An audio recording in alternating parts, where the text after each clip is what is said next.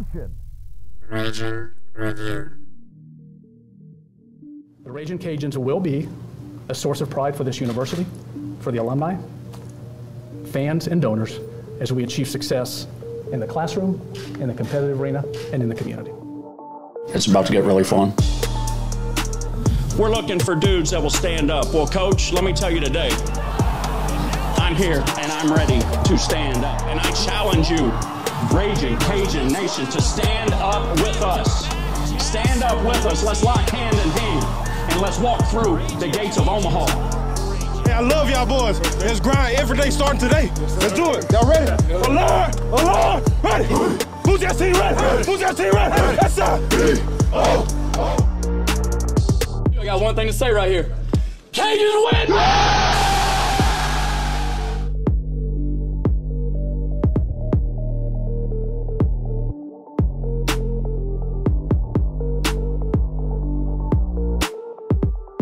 All right, boys and girls, season 5, kicking it off here today. We have Mr. Phil Steele.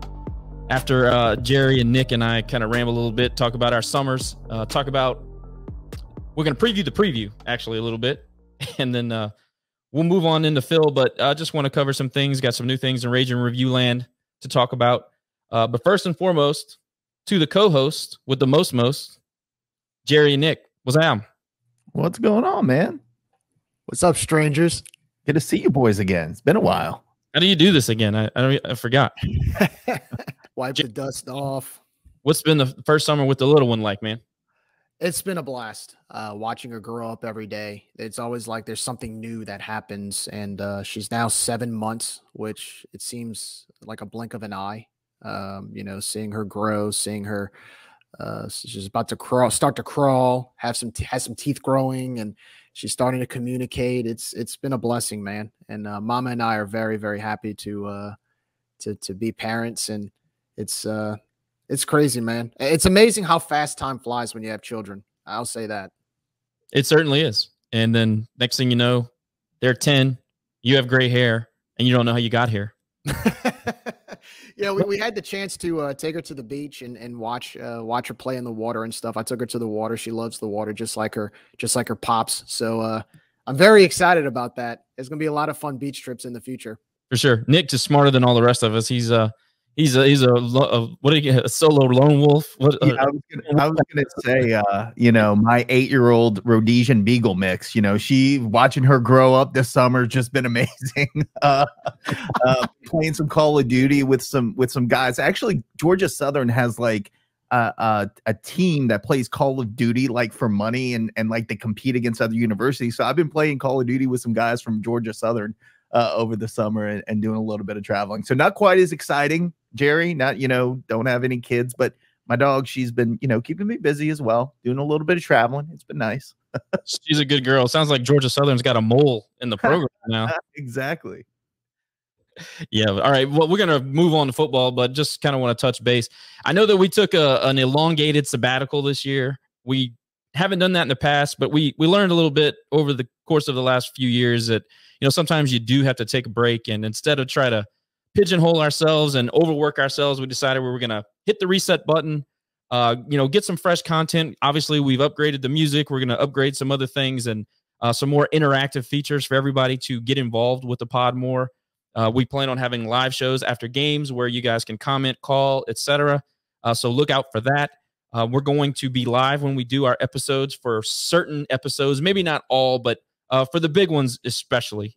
So be on the lookout for that. We're going to try to engage the listeners a lot more in season 5. We see that there's an appetite for that, so we're going to go ahead and chase after it. But it's football season, so let's get into that. Camp is going on right now, obviously. We don't have a ton of new information right now, but sounds like the quarterback position it's settled to this point.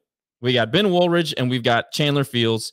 Obviously, people have a lot more familiarity with Chandler Fields because, he's a name that we've seen on the field, and he was one of Billy Napier's first recruits to say yes.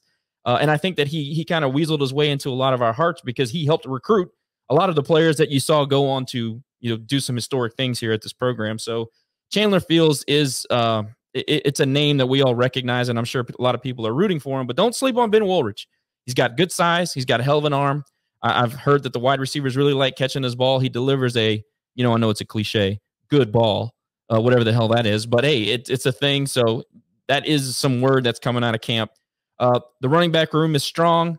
Our creative team has done a good job of getting out some information recently that really kind of highlights that. Wide receiver core is probably the best it's been since 2012. If you guys remember those players were really good. Lawson and Sargent and all the rest of those guys, really, really good ball players. We have size, we have speed. I think we have everything covered. From a scheme standpoint, we have possession receivers like Pete LeBlanc, and we've got the scat back type guys that'll be able to be flexed out like Errol and Dalen Cambry is supposed to be getting some snaps this year. And we have a few others like Dante Fleming that are kind of tweener guys. We've got big, tall guys like Jefferson and Stevens, guys that can go up and get 50-50 balls. So, I don't know. I'm not one of those people that think the offense is necessarily going to take a gigantic step back. Yes, I understand that the offensive line has its question marks, say that. But look, it's not like we don't have talent. We may not have a ton of experience, but offensive line speaking, okay, we've got talent. And I think it's going to take some time to get these guys into game shape. But as far as the offense is concerned, guys, do you kind of share those thoughts? Do you have anything that stands out to you? Phil's going to talk about this in the interview, but he also mentioned that Mike really wants to utilize the tight end. And we all know about how I feel about the tight end. So I'm excited. Yeah, Josh, I share kind of not the same concern because it's not a concern on the O-line. It's just an unknown for us right now because they're having to mix and match and figure that part out. I think we have to also understand we had that 5th-year senior situation where we had a lot of players that were able to come back and contribute in a big way. And I think that really was a key to our success the last couple of seasons because you had the opportunity for other guys to sit back, to watch, to get some playing time, to contribute. And really our depth especially last year, was really the difference in a lot of those close games. I mean, you watch any of those games and going into the 4th quarter, we were very close or down by a score. And then we just knew, in the 4th quarter, we got this because we had the depth. And I think that's going to help us out this season. As far as which quarterback we go with, I think that will be based on what Dez sees on the offensive line. I think if we get good protection, Chandler may try to force some things at times, but I think with good protection, that'll be okay.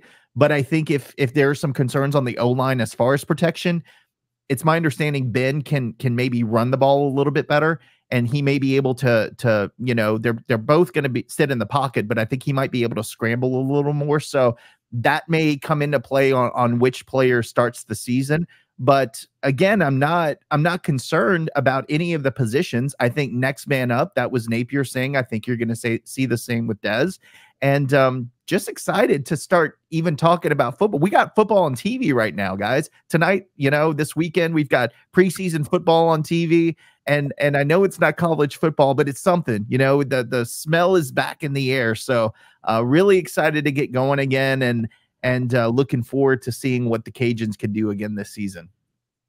Yeah, I'm not as worried about the talent as much as I am experience a little bit. I mean, offensively, we did lose Imani Bailey. We did lose Montrell Johnson to the portal. You have a 3-year starter in Levi Lewis and what he was able to accomplish here. I mean, that's some big shoes to fill. And it's not just on the field, but I think it's more off the field. I mean, the intangibles to me was what made Levi Lewis so great outside of what he did on the football field. I mean, his leadership, the fact that he was able to rally the troops in the locker room. I mean, they played for him. And, I know Chandler and Ben both have that type of presence, but that's presence you have to earn. That's leadership qualities you have to earn. So I like the fact that there is a quarterback competition because you do have guys that are hungry for that starting job. And from what I've heard, like you said, Josh, from camp, is that these players, I think these players have rallied around each of those quarterbacks. And so I think regardless of who the starter is going to be, I do expect a locker room to unite behind whoever it is. I don't think there's going to be much division there because, one thing's for sure, when you have the success that we've had over the last 3 seasons, I mean, we're in the middle of the greatest run in UL football history. We have the longest win streak in the country right now. You're coming off a conference championship. You're coming off 2 straight seasons of being ranked in the top 25. One thing's for sure, the players that waited for this opportunity to start and waited for this opportunity to come in this year, they're hungry because they want to create their own legacy. They want to create their own reputation. They want to create their own opportunity. So one of the great things that Billy did, like you said, Nick, is the next man up mentality. Is some of these players who will be first-year starters, they have experience. I mean, you look at guys like Cam Pedesclo, you look at guys like Jordan Quibido, you look at guys that have had experience in the past, but really haven't had the time to have enough play time to make a name for themselves. I think that's their opportunity this year that I'm very excited about. We talked about Chandler Fields. Chandler, you know, he's been a great backup, but this may be his opportunity to shine if he gets the starting role. We've seen what he can do with the experience he's had when Levi has, you know, been pulled because either we have a big lead or whatnot. So I look forward to seeing what these younger guys can do because I think they're hungry. They want to make a name for themselves. They don't, you know, with a new coach and a new coaching staff, they don't want to feel like these last few years have been just a quick run where it ends. I think they want to continue the success and continue the trend of what we've seen over the last few years with the success of this football team. So I'm really excited to see that. And I'm really excited to see who's going to step up, who's going to be the big name, who's going to be the newcomer. And so if that attitude can linger at practice, I think we can continue the success we've seen over the last few years. And it's going to be a lot of fun to watch. It's a good way to put it. You said you're excited to see. You know, a lot of people are throwing the words concerned or worried around. And I just want to encourage people. Look, I've gotten to the point in my fandom that I don't get concerned or worried. Okay, this program is in a healthy position. This quarterback room is not like it was in 2016 and 2017 prior to Billy. You know, I mean, we play Russian roulette with these quarterbacks, and it felt like everybody that came on the field was not capable of producing. That is no longer the case here. So enjoy finding out who is going to be your signal caller, okay? Because one of these guys is going to produce, and this might sound like sacrilege, but the production, just looking at the numbers, just the production, the rushing yards and the pass attempts and the pass completions and the touchdowns, I don't think that we're going to see a gigantic drop-off from a production standpoint. Now, if you want to talk about intangibles and protecting the football and leadership and guys playing for somebody, that's a whole other conversation, and Levi had that down pat, and he's one of the best, if not the best, we've ever had here. But strictly from a production standpoint, I do not expect to fall off of a cliff. Somebody's got to go out there and get yards and throw passes and run the football. So we're going to find somebody who can do it. I have really no issue with that, and Dez was a quarterback here. He knows what to do. Okay. So I think that we should enjoy kind of finding that next guy because it's an enjoyable experience. That's what being a fan is all about. Yeah, you want to win. But I think that the first 4 or 5 games, and we'll talk about this with Phil, but the first 4 or 5 games of the schedule gives you a little bit of a soft landing spot where the offensive line can figure out their role. Some of those guys that lack experience can get those snaps. Ben Woolridge or Chandler Fields can find their niche or where they fit in, you know, get in where you fit in, see what works for you, and kind of struggle their way through it until they arrive, I guess is a better way to say it. So I'm not worried about that. I just want to enjoy that process because we haven't had it in a long time. I mean, we went from Nunez for 2 years to Levi. And so it's been a long time since we had to go out and find a quarterback. So it can be exciting. And that's what we need to kind of focus on, I think, offensively. But again, we have a healthy running back room. We have a healthy wide receiver core. We've got healthy tight ends. I mean, Lumpkin for the 3rd year in a row is on an award watch list. You know what I mean? We need to utilize those guys. So I'm very excited that that's kind of the scuttlebutt. You know, we're going to use the tight end this year. Can't wait. But a lot to be seen, a lot of unknowns, but it kind of gives some juice to the season. There's a lot of stories, you know, storylines that you want to follow. So that's good. When you look at the other side of the ball, defense, talent's there. Talent's there. Now, we're going to lose our leading tacklers in the linebacker core. And I understand that replacing that type of production is not something that you can just easily do. Totally understand that. 2 of those guys are in that NFL. You know what I mean? Well, Manak also, he's getting a cup of coffee, so hopefully it works out for him. But those guys are who you have to replace. That's who you have to look forward to. Andre Jones, Riley, Sonny Hazard is going to be back and healthy. You got Wilkerson, you got Mason Narcisse. These are all highly rated recruits that we brought in, not to mention a guy like Zion Hill, who might be, and I said this on the board, he might be the best defensive player in the Sun Belt Conference. We still have a strong secondary with guys that have played plenty. They know the system. They know that you win on the back end. You know the emergence of Trey Amos. I mean, look, everybody forgets about A.J. Washington. Remember, A.J. Washington was one of the keys to victory against Iowa State. I mean, he locked down one of the best wide receivers in the Big 12. He's got size, he's got strength, he knows how to play. We got a bunch of those. We still have a very strong secondary with Braylon and Cam. You mentioned Cam, Jerry. Cam Badescalo is a good player. He's undersized, but he's tough as hell. I just love that guy. I love the way he plays. He's not scared. So I think that we have all of the tools. We just got to put it together. Puzzle pieces that just need to be put together. What do you guys think about the defense as far as, returning guys, production, replacing folks? I mean, I've heard a lot from people like Camp First in the culture of the camp and the fact that it feels the same. It feels normal. There's nothing out of the ordinary for the players that are returning, and everything is business as usual for those guys. So that's good to hear, because we're all a little concerned, about that. Anytime you switch regimes, there's always turnover and there are always changes. So it sounds like things are on the right path. And I've also heard that defensively in camp, we've not really, I mean, obviously you're going to take a step back anytime you're going to lose linebackers to the NFL or transfer out or what have you. But defense has really not taken, a significant step back yet in this camp. So that is encouraging to hear as well. But one thing you didn't mention, Josh, and we would be remiss, and we would probably get an ugly message if we didn't say this, is our special teams, right? A couple years ago, we were number 2 in the country. Reese Burns is back, which I know he's friends with Lou Headley in Miami, but I still think he's better than Lou.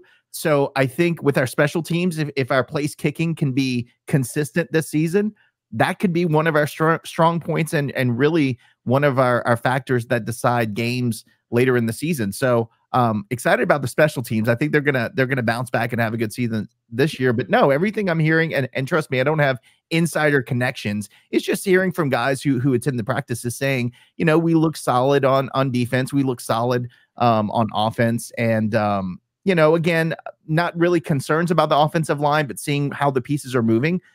Defense is not a worry to me. Maybe it should be. I don't know. Maybe let's see what happens in the season, but not a huge concern on my end. I'm not too worried about it as much, because I mean, you look at the Sonny Hazards, you look at the Kendall Wilkersons, the Chris Moncriefs, the Trey Amoses. They have experience. They've played before, and they've made a name for themselves numerous times in the last few years. So they're going to be stepping into a starting role, but they're stepping into a starting role that even though they're a lot of them maybe new starters on the depth chart, they have experience and they've played well enough in the past. So that's a good thing. I mean, you're bringing a lot of experience back to the defensive side, and then you've got, Eric Garrar and Braylon Trahan. I mean, guys like that. I mean, we know what they can do. So I'm not as much worried about that. I think one thing that I believe it was Coach Lamar Morgan, who of course is our defensive coordinator this year. He coached here in 2020. And he's a former player, so he understands the scheme. He kind of knows the personnel already, being here in 2020. So he even said, I believe last week in one of his press conferences, there's really not much to change as far as the scheme goes, because he has the personnel around him already. So really, for me, it's just a matter of whether or not his play calling is effective. That's what I'm worried about the most, because we have the personnel. So I trust Coach Morgan. He's a very smart coach. He's been around at some really good schools. And I think just like Coach Dez, he's going to come back, and it's personal with him because he put a lot of blood, sweat, and tears as a player here. He was a huge name as a defensive player here, and lettered here for four years. So I'm excited about the defense. I'm not too worried about the defense as much. I mean, yes, you lose guys like McCaskill and Manak, but I think there's guys behind them that have enough experience to be effective. And also, too, the first few games, I want to let everybody know, yes, we start off with a pretty friendly schedule, Eastern Michigan, Southeastern, Rice. But at the same time, Eastern Michigan went to a bowl last year. Southeastern's picked to win the Southland. So I know if we play games close like we did with Nichols last year, I don't expect to blow these teams out.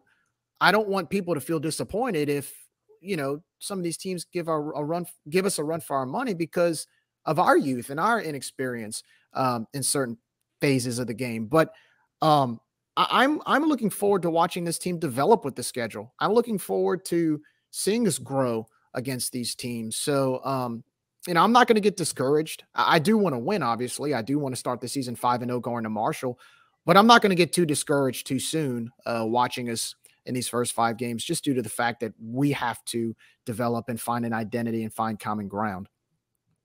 Can't believe I forgot to mention my boy, Eric Garror, the absolute most underrated cornerback in Sunbelt history, maybe college football history. They don't even throw to his side. We don't even talk about it. It's ridiculous. He's literally one of my favorite all-time players as a Cajun. I love him. I love him. You know what? You don't hear about it, right? We're just deciding right now that we're going to highlight him way more this year because he deserves it. I mean, no, he literally has NFL talent. He probably could grow 2 or 3 inches, but hey, so could I. So, you know what I mean? Look, he's a good player. He's going to anchor that defense this year as far as the secondary is concerned. I really remember how we felt when Ron Roberts went left for Baylor. We all freaked out and were like, oh my gosh, how are we going to rebound? And then Patrick Toney stepped in and the defense got better. I think that Lamar Morgan knows what he's doing. He has the pedigree. The guy is a legit coach. He's been handed the keys to a Ferrari. And yes, you have to replace some production in the linebacking crew. But trust me, guys like Guidry, guys like Quibido, guys like that, they're going to step in and they're going to be fine. They're full of talent. We've got great athleticism there. I am not worried. But that's enough yapping from us. Guys, we're going to come back to you with a real preview before the season gets kicked off. But we wanted to get Phil Steele on, and we wanted to talk about the season coming up. So we'll get to that. Thank you guys so much for joining us for season 5, and we'll see you on the other side.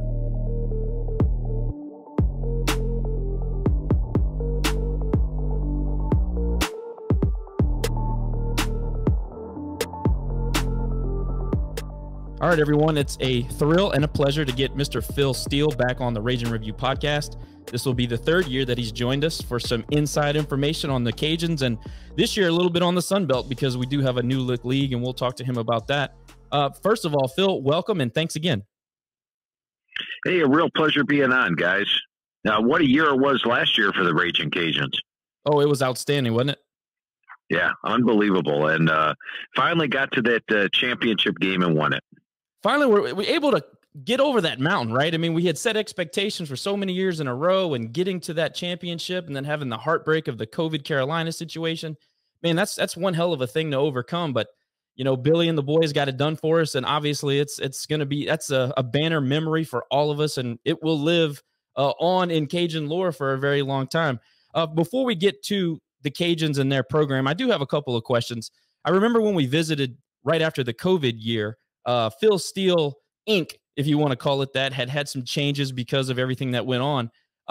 Is it safe to say that distribution has gotten back to a normal level? Did you guys make any changes that became permanent? What's the health of the magazine like in 2022?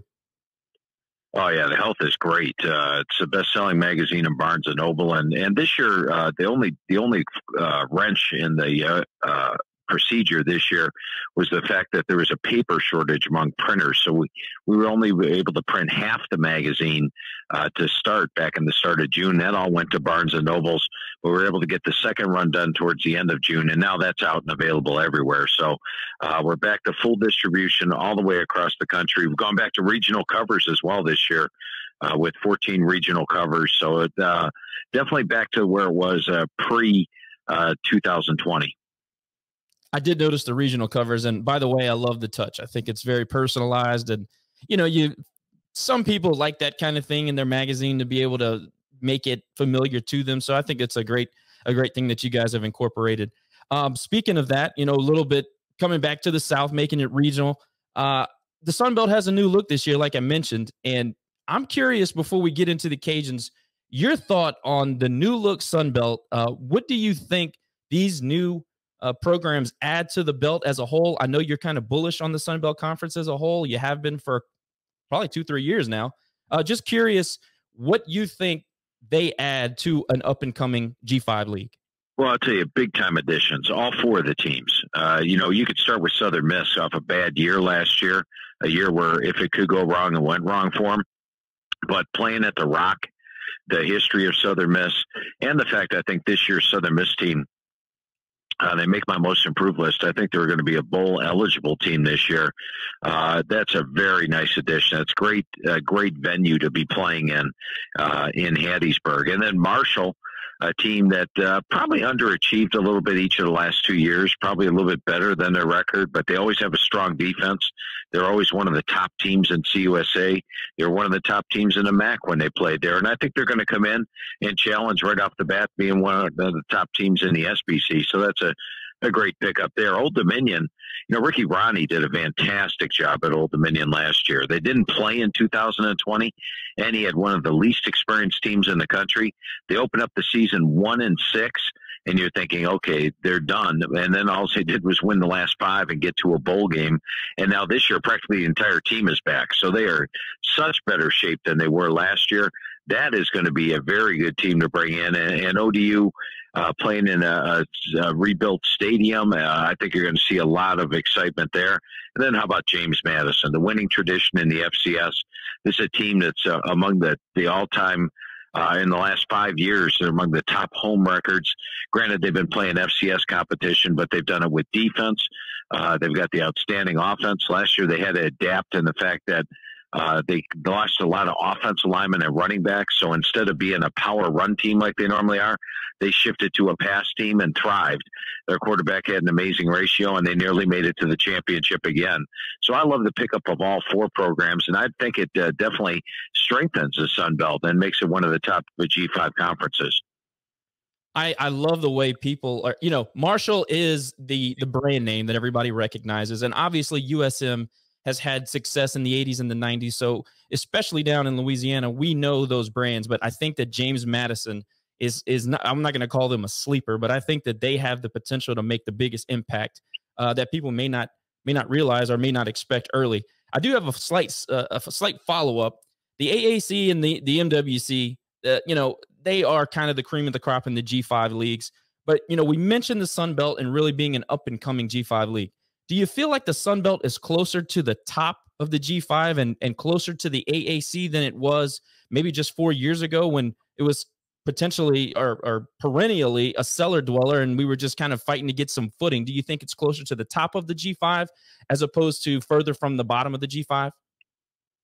Yes, absolutely. And all you have to do is look at the way I rank the conferences in my magazine, and I do it by how I rank the strength of the conference. So naturally, the first conference in the magazine every year is the SEC, followed by the Big Ten. And then the question is, who's going to be 3, 4, and 5 in the Power 5? Well, now in the Group of 5, traditionally, the Sun Belt was always in the back of the magazine, but they started moving up ahead of the MAC. Now they're ahead of CUSA and very close, I think, to the Mountain West and the AAC. I love the power that the Sun Belt has at the top. Teams like App State, Louisiana, Coastal Carolina, and even an up-and-coming Georgia State, and then with the 4 additions coming in, I think it's really you look at that one division that is in there, the East Division. That is one of the toughest conferences in all of college football.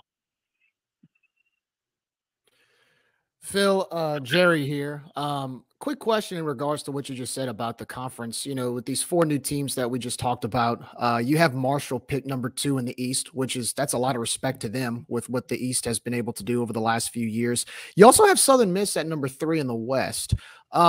What do you expect from these 4 teams coming in? You had stated that Old Dominion had a long win streak. They got into a bowl last year. JMU has a really, really good reputation at the FCS level. What do you expect from these 4 teams coming in to compete with the teams that are already in the Sun Belt, especially the ones like the Louisianas, the App States, and the Coastals that have proven on a national stage that they can compete against anyone?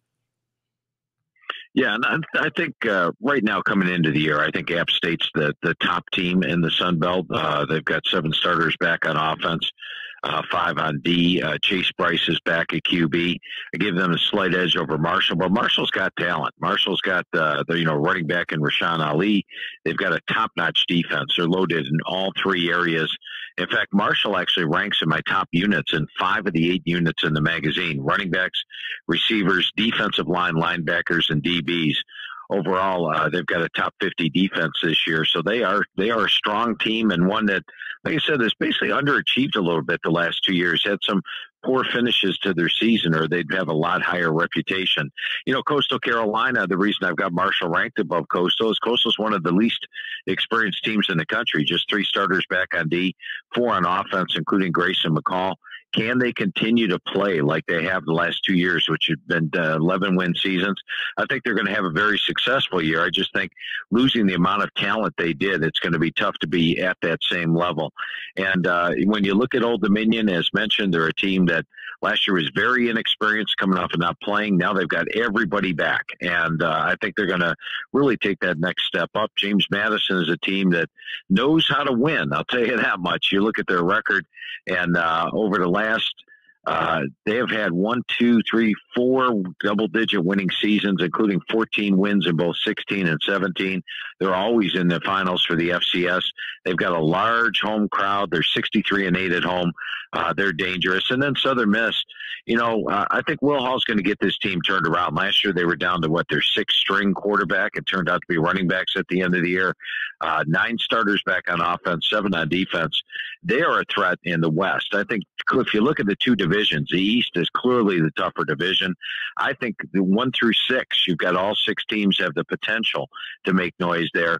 The West, which was the Louisiana plays in, I think is the much better division to play in this year. So with that said, it goes right into our next question with the West. Louisiana has pretty much owned the West over the last 4 years since the Sun Belt went to divisions. They're 4 for 4. They've gone to the championship 4 years in a row. And actually since the divisions were created in football for the Sun Belt, the Cajuns have not lost a game in the West yet. With that said, what do you expect this year as far as, I know the Cajuns are the default pick, but do you see any teams in the West this year that could be a threat to Louisiana? I think the one team that's probably got the best shot at challenging Louisiana would be Troy. I think when you look at Troy last year, they were better than their final record of 5-7. I like the way they play defense. They've got 9 starters back on defense this year, 9 starters back on offense. And I think John Summerall's a guy that was there during Troy's glory years. Remember when they had 3 straight double-digit wins in 16, 17, 18? Summerall was a part of that. He's only loses 14 lettermen off of last year's squad, brings in some top-notch transfers like UAB's Johnson Sanders, a wide receiver, Samford's tight end, Michael Weiss. Defensively, a couple of transfers come in, but their defense was already loaded, and they're a much more veteran team than Louisiana. I do think the gap was big last year, which is why I still think Louisiana wins the West, even though they're less experienced and they lose some quality players. I mean, losing a quarterback like Levi Lewis is tough. They lose 2 of the top 3 rushers, much like they did last year, where Chris Smith was a lone returnee. The offensive line is probably my biggest question mark, with only 1 starter coming back. But Coach DeSomo told me that he feels good about the offensive line. He said it feels like they did in 2020 when they lost 3 offensive line starters and still had a good group. And then you look at this team defensively, plenty of talent there, like Zion Hill and Andre Jones. So to me, Louisiana is still my front runner to win the West, but I think Troy would be the biggest challenger in that division. So Phil, it's Nick. Just kind of building upon that, you kind of alluded to this in your comments. We've had a ton of turnover, and not just players, but really an entire coaching staff, an entire support staff. So you kind of have to figure we're going to take a little bit of a step back. But despite that, you still have us, going back to the Sun Belt Championship game for the 5th year in a row. Do you think that's more attributed to the West being a little bit weaker this upcoming season? Do you think it has to do with our weaker schedule? Do you think it's our depth and talent that's going to make up for it? Is it a combination? Kind of what do you think are the keys to us making that 5th championship game in a row this season? Yeah, I think probably the biggest factor in my head was the fact that Louisiana plays in the West. And I think if you look at the 2 divisions, I have a couple of teams in the East rated higher in my power poll than I do Louisiana. But Louisiana is a top-rated team that I have in the West. So that's one big factor. The other factors would be the fact that, DeSomo, while he's a first-year head coach, was here in 17, 18, 19, and 20. He played quarterback here. He knows all about Louisiana, knows the players. He recruited some of these players as well. So I don't think it's a complete changeover of roster. There still is plenty of experience coming back. I don't think this year's team is quite as good as last year's. There's just too much talent lost, like a nose tackle, Taylon Humphrey. You look at the linebacking core, losing Gardner, losing Manick, losing McCaskill. The cornerbacks, losing Gardner. There's some quality players that walked out the door for Louisiana, but there was plenty of depth. I love the way Napier built the team, and you still look at the players on this squad, and I think they are the most talented team in the West as well. So you talked about Levi a little bit earlier, and you just, we're talking about losing players. Obviously, Levi Lewis, I mean, he's a game changer. He was the leader of our team on and off the field. So he's a big key to our success over the past 5 years. But taking that away and taking, his skill set that he brought, again, not only to on the field play, but also his leadership off the field, how far of a drop off do you think from a production standpoint do you foresee out of the quarterback position? I look at some of the rankings, and I think you had Chandler Fields as one of the lower ranked quarterbacks in the league. But just kind of your thoughts on that position going on to the season. Yeah, I think to me, the biggest question mark is going to be protecting the ball. As we know, Levi Lewis last year had 20 touchdown passes, just 4 interceptions. And you got to love the fact that in the 3 years as a starter since 19, only a total of 15 interceptions in the 3 years combined. That comes out to 5 per year. I don't know if the new quarterback's going to be able to do that. Chandler Fields is a little bit more of a gunslinger. He'll probably take more chances, and that means he'll probably have a few more interceptions. Ben Woolridge, if he wins the job, plays differently than does Chandler. He protects the ball probably a little bit more, does things by the book. But you look at him, he's 6'4", 206. He's a very capable quarterback. So I think they've got the quarterbacks able to come in. How they protect the football is going to be the key. I think if you go from 5 interceptions a year over 3 years to double-digit interceptions, then it could turn the season around a little bit. Phil, this is a little bit off the cuff, but you guys deal with numbers and you evaluate constantly year in, year out. We're replacing a head coach and we're replacing a senior quarterback who had, hundreds, maybe thousands of snaps under his belt. With regard to how well they protected the football, how difficult is that to maintain when you're just looking at numbers, right? From just a historical perspective, when you're replacing both the coach and the senior quarterback, I mean, I would assume that usually the drop-off is pretty significant. Am I right about that? Yeah, for the most part, especially in the turnover factor in this case, I think is going to be something that we're going to see this year. I do think, mine, the front of the magazine, I have a chart which projects the yards for the season and the points. And it shows that Louisiana offensively is going to go from 219 yards per game passing down to 194. And, my computer plays out the entire season, looks at the opponents that they're taking on. So I don't see a huge drop-off statistically. I don't think, you look at 219 yards per game, I would say a shade under 200. That's pretty close passing productivity-wise. My concern would be the turnovers. Sure, yeah, and that's, of course, a concern. It always is. You mentioned talking to Coach Dez, and we don't really have an idea. The thing about it is that we are pretty versed and knowledgeable on our team. We follow them like a religion, but even we don't have a clear picture of what the team's going to look like coming out of fall camp.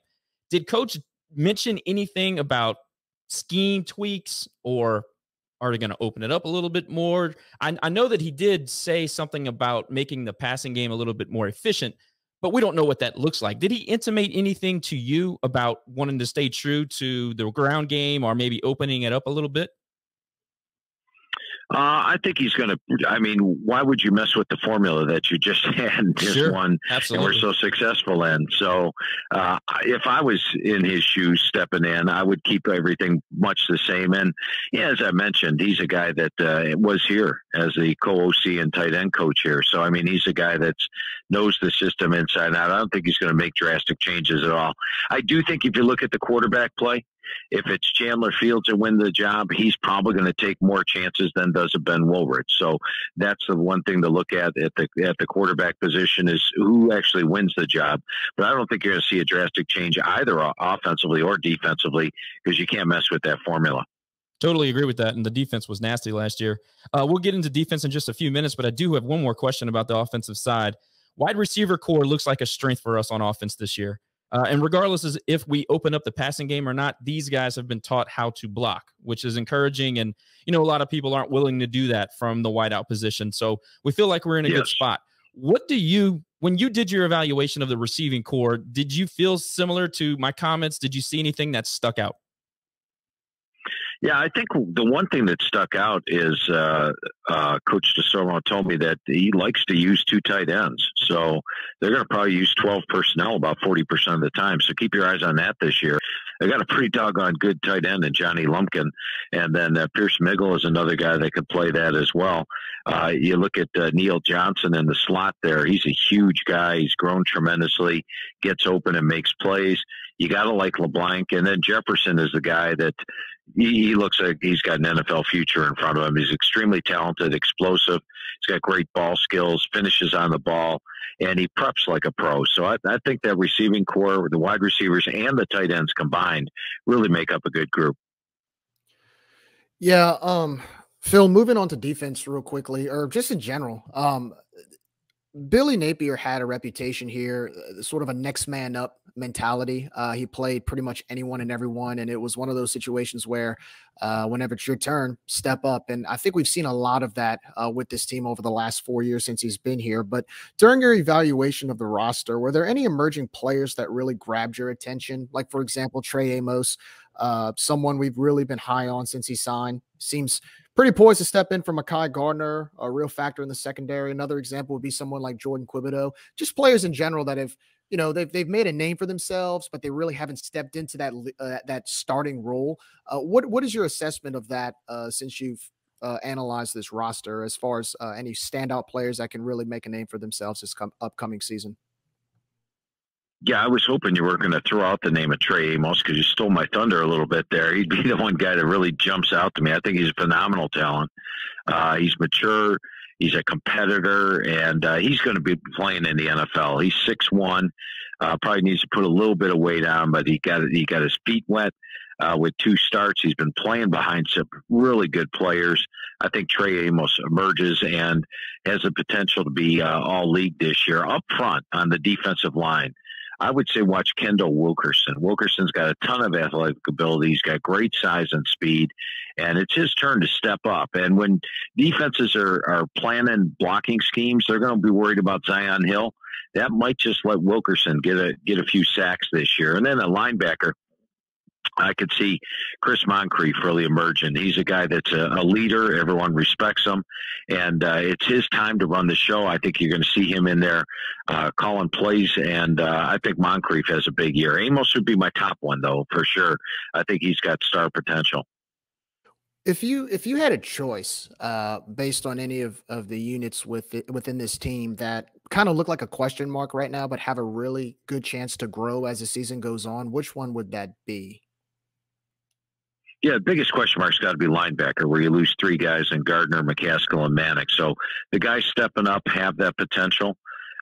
Can they do it? You know, I think the expectations are there that they will be able to do it, but I'm more comfortable on the defensive line and DBs experience-wise, and that's why I would go with linebacker. Yeah, Phil, taking a look at the 2022 schedule, obviously a little on the light side. I think you had us ranked somewhere in the 120s as far as strength of schedule. But looking at the teams that we play this season, is there a particular game on that schedule that you think could be a game changer for us in either a positive or negative light? Is there a game that you think, wow, they're really turning the corner and it's going to be a great season? Or is there a particular game where you look at and say, oh, you lose this and you're pretty much done? I don't see any game where they'd be done, because I think when you look at the records in the division, Louisiana's going to finish with probably a game or 2 ahead, so they can afford to lose a game or 2 this season. But I would be most concerned with a 3-game stretch. And 2 of the games are on the road, which is why I'm concerned with that. I think Louisiana opens up 5-0. I have them favored in all the first 5 games. But at Marshall, and then 2 weeks later at Southern Miss on a Thursday. Those are 2 very difficult games against 2 very experienced teams, and they're also in stadiums that Louisiana hasn't played in. So, I mean, none of these players are familiar with them. I think that heightens the home field edge for Marshall, heightens the home field edge at the Rock for Southern Miss. And those are two games that come into my mind as question marks in the Sun Belt. And the rest of the games I have Louisiana winning. They get the key game. I told you, I think Troy's the second best team in the West. And they get that game at home. So I think the at Marshall, at Southern Miss would be the two I'd be most concerned with in Sun Belt play. Yeah, I agree. And then like you just said, then we, come home and play Troy, but Troy has a bye week the week before. So, that's going to be a tough battle as well. Looking at the schedule, and of course, one that we all kind of put a circle by would be FSU. We play Florida State on the road this year. It's really late in the season, which is kind of unusual for an out of conference game. But do you think with the lack of experience at the quarterback position, do you think we have the talent, up and down the roster to compete and ultimately win in Tallahassee this season? Oh, yeah, the potential definitely exists. It depends what the shape Florida State's in. Remember, Florida State lost at home to Jacksonville State last year and had another couple of losses where you thought, well, I don't know if they should have lost that one.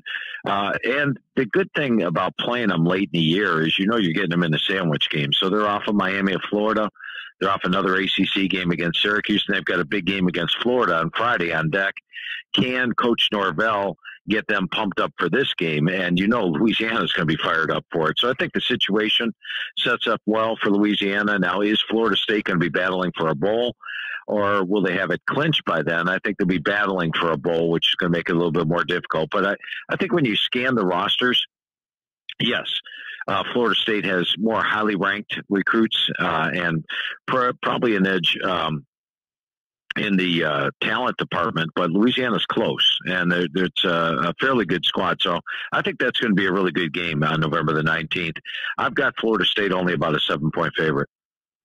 Oh, I like that. Early bets. I like it. But I love getting them late in the season because we've talked about this on the pod a little bit, and we really believe that those first 4 to 5 games it gives the ability for the quarterback position in particular, but also the offensive line to go ahead and gel, learn how to play with each other and get some cohesion there. And I think that's going to be the key to the schedule overall. Phil, we got one more for you and we'll let you get out. Thanks so much for your time and being so gracious.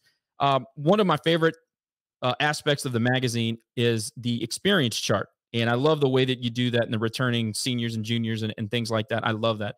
My second favorite is the close game net points. I think that's spectacular because it kind of gives you an idea of, maybe you went 7-0, but how'd you do it? Who'd you struggle against? I think that's a spectacular feature. I have a question about this particular group. Not a ton of playing experience, but they've certainly been a part of a winning culture over the past 4 years. Do you think that because of those close games and understanding what it takes to get over that hurdle, to get that win, maybe it's a Georgia State on a Thursday, maybe it's a big game against an App State in a championship game. Do you think that those close games kind of build a culture of being able to continue to win and overcome, even though you did lose some experience and some leaders? Yeah, and I think you hit it on the head. That early season schedule really helps because basically, guys, I use the experience chart heavily when I'm handicapping games early in the year. But by the time you get to game 10 or 11, everybody's a full year starter. They've all started 10 games, so they have a full season under their belt. So to me, teams gain confidence when they have an early season schedule that's manageable and they build wins. Now each week you get a little bit more confident. And now if Louisiana opens up the season 5-0, that's going to be, as you mentioned, the quarterback will have experience, the offensive line will have experience by the time they get to the meat of the schedule. So I love the fact that the soft early schedule should have Louisiana playing with a lot of confidence when it gets to be the end of the year. Phil, again, we appreciate your time. Thanks so much for spending time to get to know our program. We really appreciate it. We feel like we have an exciting bunch of guys that are going to go out there and lay it on the line for us. You're welcome anytime on the pod, and please continue putting out the best college football information that we can ask for. Well, I appreciate that, guys. And don't forget to follow along on philsteele.com. That's STEELE.com. And if you're interested in the FCS at all, right at the end of the month, we'll have our complete FCS update, all the information you need on that. So when Louisiana is playing Southeast Louisiana and you want to learn about Southeast Louisiana, we've got a complete page written up on that team at philsteele.com. So check that out. Absolutely. Do you have any new features for returning users for this season? Is everything pretty much the same? Yeah, on the website, we're actually going to have a full page write-up just like we have for the FBS and all the FCS teams. We'll have the last 5 years spread logs for the FCS, power ratings, and we do update the FCS there. So, PhilSteele.com is like your one source you need all season long. Just get Phil Steele Plus. Sounds good. Continued success to you, sir, and everybody involved. Hey, a lot of fun talking Louisiana football with you guys today. Really enjoyed it. Thank you, sir. Appreciate you.